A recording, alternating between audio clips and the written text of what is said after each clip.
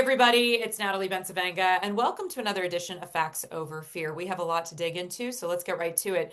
There's a recent Atlantic article that I definitely wanted to bring to your attention. Now, as the Supreme Court signals a willingness to further narrow the Voting Rights Act, constitutional questions about Congress's power and states' authority over elections are coming to a head.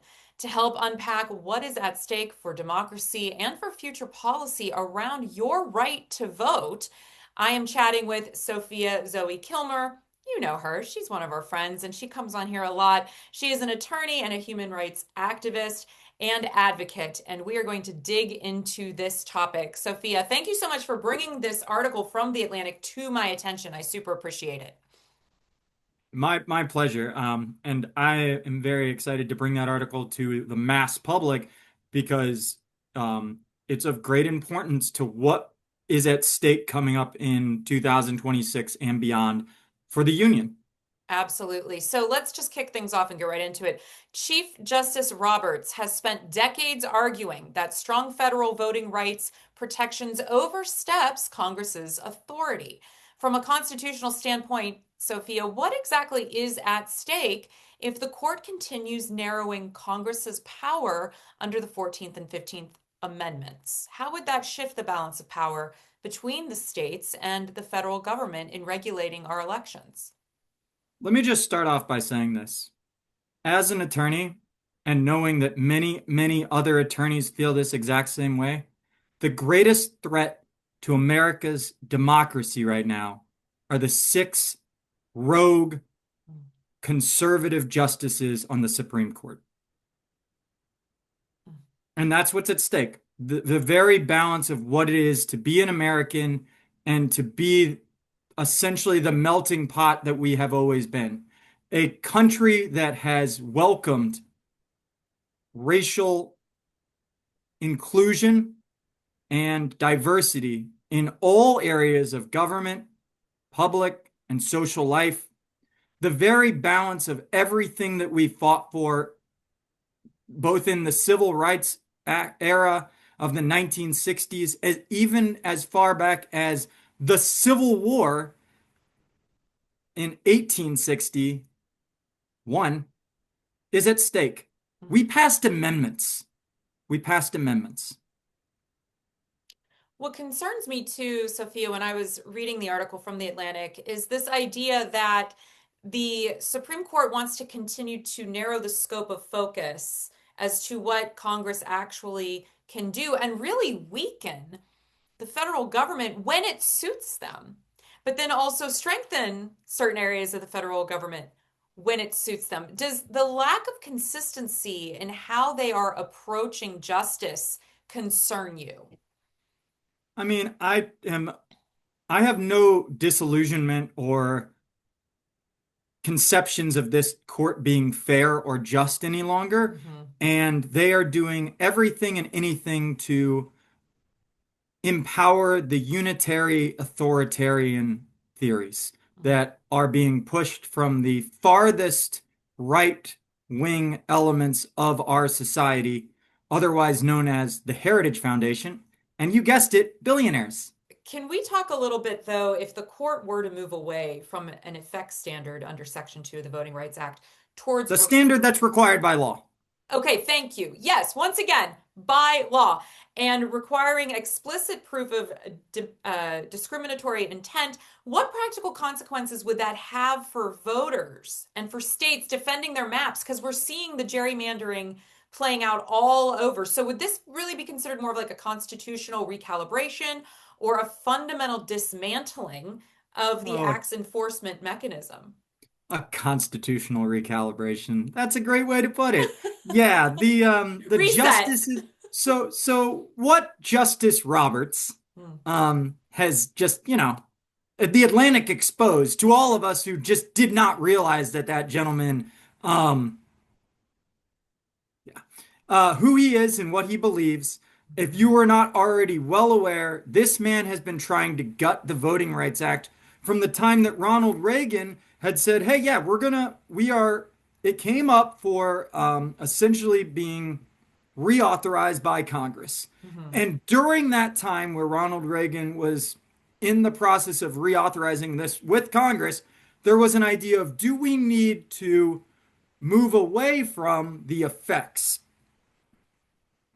aspect? Do we need, we added in effects so that this could be more beneficial to essentially being able to litigate? Because if you don't use the effects test, you have to find a congressperson who has a swastika up on his wall, which, Hmm. guess what? They exist now. But Hmm. back in the time where this was being debated, people didn't think that it would be so easy to show and display that the legislatures were racist. Hmm. They're not hiding it any longer, so maybe we'll be able to show it. But at the end of the day, the effects test essentially says we don't require you to actually show that the people have a intent to discriminate against African American people or minorities. We just look at the actual result of what your law is. And if your law bisects everyone by race and then takes all the black people in a community and divides them across in a way to lessen their vote, well, then that would meet the effects test. And what this Supreme Court, this authoritarian, rubber stamped, delivered by the right wing Supreme Court is looking to do is gut a congressional piece of legislation that had to get through a 60 vote threshold in the Senate. I don't know about you, but I believe that that means something, and I don't think we should be throwing away 70 years of this being the law. Like, do these six justices honestly believe that they know better than everyone who came before them? Hmm. I think they do. I think they do think that, Sophie. I think that's their arrogance mixed with their, desire for an authoritarian regime. I think has really put us in quite a predicament. And you mix that in with their clearly white supremacist tendencies, and here we are. And I think we're seeing this, right? Because there's been recent cases that are signaling an increasing skepticism towards race conscious districting. Now, how is the court reframing the distinction between unconstitutional racial gerrymandering and what had long been considered lawful compliance with the Voting Rights Act? And you sort of were touching on it a little bit before, but please feel free to elaborate. I just want to have clarification of your question. Not that it Mhm. wasn't very well asked, but in general, are you talking about, because there's two different areas here in Mhm. which they will attack the rights of minorities to Mhm. be represented in Congress. Okay, so one, we essentially allow currently maps to be drawn in a way that is beneficial to provide representation for Black people in our society, mostly Mhm. so that we can comply with the Voting Rights Act of 1965 and the 14th and 15. 14th and 5th Amendments. And essentially, they're attacking that as well as they're attacking just overall the idea that when race is being used or to draw these maps, are we going to then scrutinize the the effects and also the really honestly the intent behind it? Um, if I hope that in some way answers the question. They're attacking it on two fronts. Yeah, and I think I appreciate that because this is such a complex conversation to try to boil down as succinctly as I think you are doing it. And I so appreciate that. Well, I'm And trying. I you're just doing want a to great make this job. very clear. Even for any attorney, this is just one of the more complex areas. And Hmm. I will say that what adds to the complexity is the absurdity Yeah. of the Supreme Court's arguments. And I just wanted to go back to constitutionally speaking, what is their basis? What are they using as their argument for doing this? Clarence Thomas Oh boy, is your the one favorite. who is arguing that essentially using rate like these Louisiana was told that its map that allowed only one congressional district for black people was unconstitutional, considering there are 35% of that state's population is black. Hmm. So they decided they would draw another one. And that was struck down, or that's what's at issue in these cases in relation to Louisiana Callias, Hmm. whether or not we are allowed to have to use race in a way to make sure that they are being represented in Hmm. Congress. Hmm. And Justice, I'm so sorry. The irony is just palpable. Justice Clarence Thomas believes that that violates the Equal Protection Clause. And guess who else does? A bunch of non-minority voters who brought the suit. Uh, that And is if I so seem gross. arrogant and happy and laughing about this, it's because the only way that I'm not crying is by laughing. I Because understand. It's it's a just grief response. We get it. I mean, this we're literally grieving the demise and the destruction of our Constitution, and they're doing it piece by piece. And we all have a natural reaction and a visceral one. But let's dig in a little bit more about this. So, if the court does weaken this, right, Section 2, and we're going to see then more aggressive partisan gerrymandering with racially disparate effects, right? So, constitutionally speaking, where does that line fall between partisan and racial discrimination? Because now we're getting into more of like semantics and who actually gets to draw it, because it just keeps seeing to me like every map that's being redrawn and gerrymandered is favoring the Republicans, which after a while, I'm sorry, even Republicans should be going, this seems a little biased in our favor. So, how does this all work? well, there's obviously two fronts of this as well, but I think this is an excellent time to kind of take a step back and talk about the Supreme Court decision. It's really a Mm-hmm. shadow docket order from the Supreme Court in relation to the Abbott versus the League of United Latin American Citizens. Mm-hmm. And that was the case that everyone has heard very much about over the last week. That was the Supreme Court saying that the district court in Texas, which had thrown out the gerrymandered maps, which were the result of Trump literally calling up Greg Abbott and saying, I need 5 more votes. Mm-hmm. Get me 5 more votes because I'm going to lose the midterms. In that case, there was about 100, there was a 160-page decision, like 9 days of testimony, 3,000 pages read by this district court. And this district court judge weighed all of that and said, yeah, we believe that there is enough here that we believe the court that you used race as a predominant factor in drawing these districts, and that's just not allowed currently under the 1965 Voting Rights Act, as amended by the Ronald Reagan administration in the Mm-hmm. 80s. And that's what's at stake. And so, what I really do want to tell people is red alarm. They're Yeah. going to get rid of the Voting Rights Act key mechanism of enforcement, which is Section 2. They are telegraphing us to us that they're going to do it because they won't let this Texas map go forward. Because why would they allow this law that's helping Democrats preserve and maintain democracy and voting rights for black people? Why would they do that when they're on the cusp of doing everything that Justice Roberts has ever wanted to do, which is gut the very foundation of the civil rights era and movement? It's like, let's just revolt. Like, this is outrageous. We Mm. need to take to the streets the way that Martin Luther King demanded that we do and realize we are right back in the 1960s. Yeah. And I would argue that white people need to Oh, stand up. 100%. But I'm Yeah. saying we must activate all of us. 100%. Oh, And it is not on black people to save us. Not correct. Like that. Yeah. on We no need, level whatsoever, but correct. it is on all of us to make sure just how disenfranchised our fellow citizens are becoming. That's right. Because And I don't know about you, but you can't look at me and look on a stat and basically draw me out of being able to have my vote count. But you sure as heck can do that with black people yeah. because they match up on the census. There is a belief within the Republican Party that they vote Democratic, and that holds.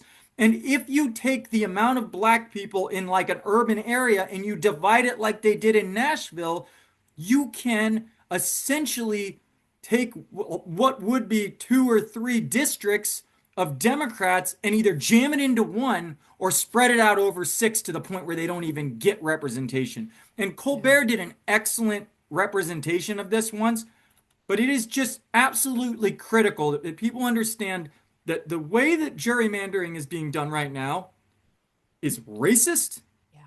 and it is disenfranchising your fellow citizens' right to vote. And that's Thank you. disgusting. It is absolutely disgusting. And I want to say too that this all goes back to Project 2025 and Heritage Foundation. And for people that said we were hysterical and worrying about things that we shouldn't worry about, hello, here we are, unfortunately, right again. And that terrifies me as well. And speaking of the Supreme Court doing just bad things. I want to move on to our second topic today. In a Absolutely. terrifying turn, the Supreme Court is likely to allow Trump FTC firing, expanding presidential power. This case could effectively end the independence of bipartisan agencies. This is from ABC News. So, more specifically, Trump would have the power to remove a Democratic member of the Federal Trade Commission purely for policy reasons, likely rolling back 90 years of legal precedent that had prevented at will removal of independent agency officials in a decision that would naturally expand presidential power. So, Sophia, when you hear this, why is it so important to have bipartisan control within independent agencies which have regulated American monetary policy and stock trades, transportation systems, election campaigns, consumer product safety, and broadcast licenses historically overseen by subject matter experts from both parties? Why is it so important that bipartisan control remain here? First and foremost, it's important because Congress dictates it, and which means the will of the people have dictated it.